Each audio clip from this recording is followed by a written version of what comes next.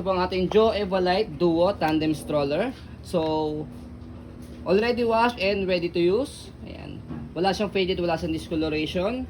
Yung kanyang front seat, good for 6 months old. Dahil adjustable po siya for semi-recline, up to toddler yan. And then, yung kanyang back seat, good for newborn. Dahil fully recline yan, up to toddler din po. Okay? So, ito po yung details po niya one by one. Ito yung kanyang canopy. Ayan. Okay? So, meron siyang extended canopy rito. Ayan. Okay? And then, next natin, ayan. Yung kanyang pagkakaupo, ayan, flatten siya. Compared sa mga normal stroller, medyo naka-semi-reclined.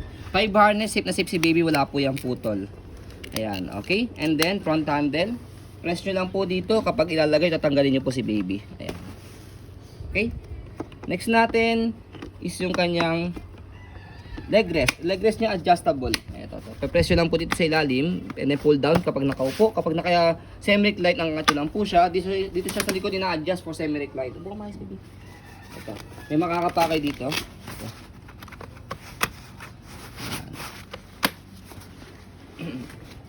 So, canopy, diba? Ayan, okay, for semi-recline. Ayan siya.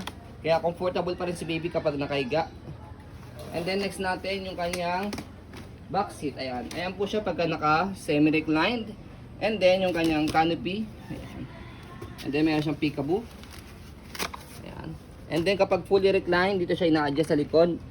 Ayan. Pe-press nyo lang po ito and then pull down. Ayan. Higang-higa siya.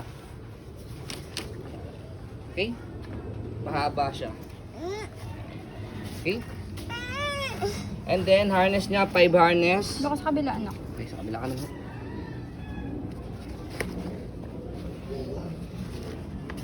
5 harness, wala po siyang putol. Ayan. As you can see, meron 3 butas yan. Adjustment for newborn, toddler, and kids. Depende po sa laki ng baby po ninyo.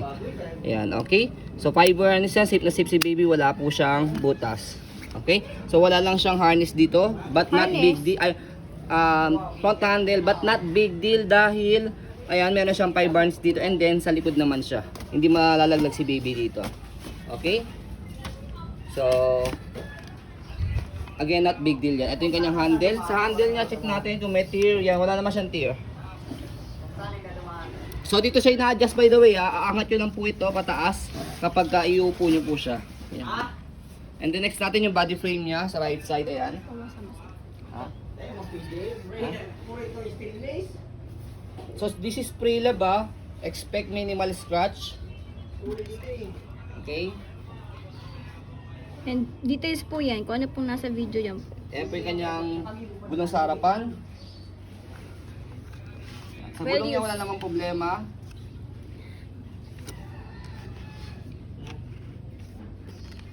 Sa kabilang gulong.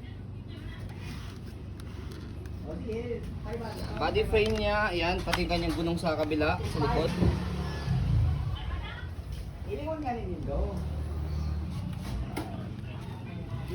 Okay, stopper, yan, sa tapak dito. Ilinan nyo lang siya. Ayan. Stop. Okay, tapos angat lang po. Ayan. Tapos kabilang side ng gulong. Ba't mo dito? Basket niya, ayan, malaki. Marami kayo pwede mailagay. Nawash na po namin yan. Madumi lang to sa part na to. Kasi natuyo siya rito. Dahil tinanggal namin to. Ayan. Pero punasan nyo lang siya ng wipes. Pero try namin punasan din para aligis din siya. Yan yung kabilang side ng body frame.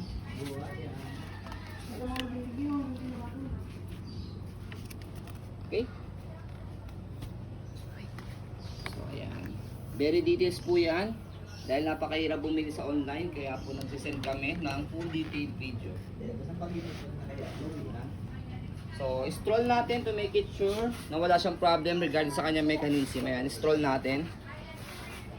So, nag-iisang stock lang namin to.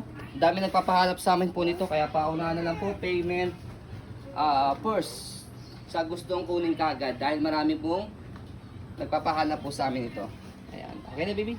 Thank you. Fold muna natin siya. So sa pag-fold po sa kanya, madali lang din. Yung front canopy niya, sagad nyo na siyang ganyan. And then sa handle, slide. And then press. Pag na-press nyo na yan, compress nyo lang siya. Tanggal mo eh. Tapos meron siyang lock dito sa gilid. Yan. Pag na-compress nyo na naman siya, automatic maglalak na yan sa gilid.